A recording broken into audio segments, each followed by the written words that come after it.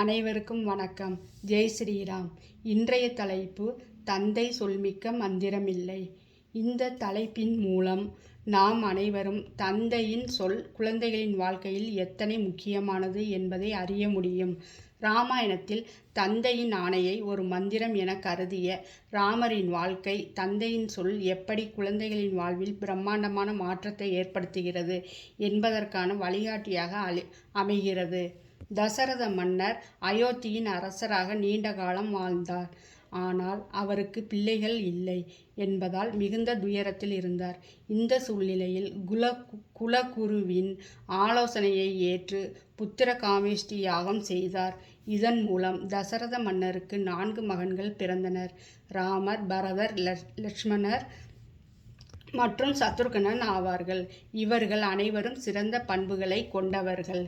முதலில் தசரத மன்னர் தனது மகன்களை 5 வயதில் குருகுலத்திற்கு அனுப்பினார்.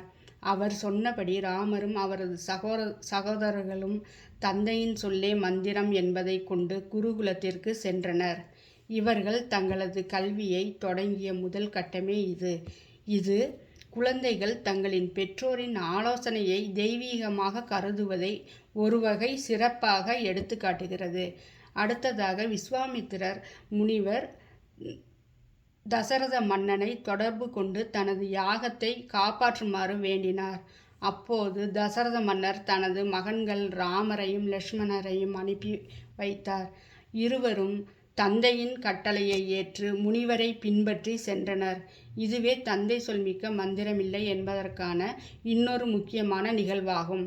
ஒரு முக்கியமான தருணம் என்னவென்றால், தசரத மன்னர் ராமருக்கு முடிசூட்ட விழாவை அறிவித்த போது தசரத மன்னர் ராமரிடம் நாளை உனக்கு முடிசூட்டு விழா நடக்கும் என்று கூறினார்.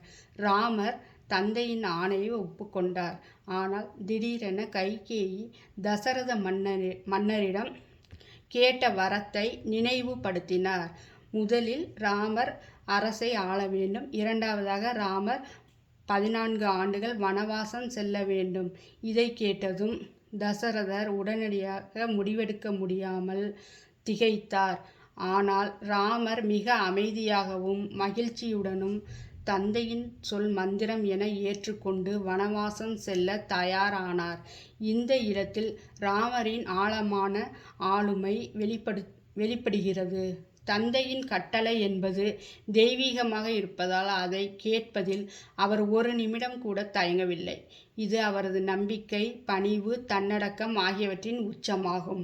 ராமரின் திருமுகம் வனவாசம் செல்லும் தருணத்தில் செந்தாமரை பூக்கும் பொலிவை மிஞ்சும் அளவுக்கு பிரகாசித்தது என்பதும் அவரது கருணையை காட்டுகிறது. வனவாசம் முடிந்த பிறகு ராமர் சீதா பிராட்டியை மீட்டு வந்தார். ஆனால் சில காரணங்களால் சீதையை ஏற்றுக்கொள்ள மறுக்கிறார். இதை அவர் தீர்மானமாக சொன்னார். பலரும் இந்நிலையில் ராமரிடம் வேண்டினர். ஆனால் அவர் முடிவில் நிலைத்திருந்தார். அப்போது தசரதர் சொர்க்கத்தில் இருந்து இறங்கி ராமரின் முன்னிலையில் தோன்றினார். தந்தையை கண்டதும் ராமர் மிகவும் உருக்கமாகினார். தசரதர் ராமருக்கு சீதையை ஏற்றுக்கொள்ள வேண்டும் எனவும் அவள் தூய்மையானவள் எனவும் வலியுறுத்துகிறார். அதுவும் தந்தை சொல் மந்திரம் என்பதை வெளிப்படுத்தியது. ராமரும் தந்தையின் சொல்லை ஏற்று சீதா பிராட்டியை மீண்டும் தனது வாழ்க்கையில் ஏற்றுக்கொள்கிறார். இறுதியில் ராமர் தந்தையிடம், நீங்கள் துறந்த என் அன்னை கைகேயியையும் என் தம்பி பரதனையும் மீண்டும் நீங்கள் ஏற்றுக்கொள்ள வேண்டுமென வேண்டினார். இதையும் தசரதர் மகிழ்ச்சியுடன் ஏற்றுக்கொள்கிறார். இது ராமரின் பேரன்பையும் தந்தையின் அரவணைப்பையும் வெளிப்படுத்துகிறது. இவ்வாறு தசரத மைந்தர்கள் தந்தை சொல்மிக்க மந்திரம் என்று வாழ்க்கையின் ஒவ்வொரு கட்டத்திலும் நடந்து கொண்டு நம் அனைவருக்கும் சிறந்த எடுத்துக்காட்டாக விளங்கினார்கள். இதேபோல் ராவணனின் குடும்பத்தில் இதற்கு எதிர்மாறான நிலை காணலாம். ராவணன் தனது மகன் இந்திரஜித்துக்கு வீரத்தை கற்றுக் கொடுத்தாலும் அவன் தந்தையின் சொற்களை மதிக்காமல் அசுர மரபில் செயல்பட்டான். இது ராவண குடும்பத்தின் வீழ்ச்சிக்கு காரணமாக அமைந்தது.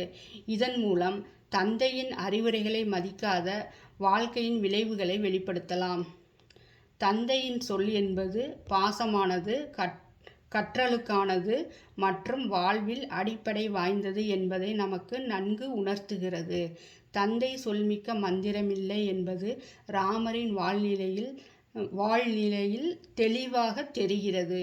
அவர் தந்தையின் சொல்லை உறுதியாக ஏற்று தன்னுடைய வாழ்வின் எல்லா தருணங்களிலும் அதனை மதித்தார். இது நம் அனைவருக்கும் ஒரு பாடமாக அமைய வேண்டும். குழந்தைகள் தங்களின் பெற்றோரின் ஆலோசனையை சரியான முறையில் செயல்படுத்தினால் வாழ்க்கையில் உயரிய வெற்றிகளை அடைய முடியும் என்பதே இந்நிகழ்வுகளின் முடிவாகும். நன்றி, வணக்கம். ஜெய் ஸ்ரீராம்.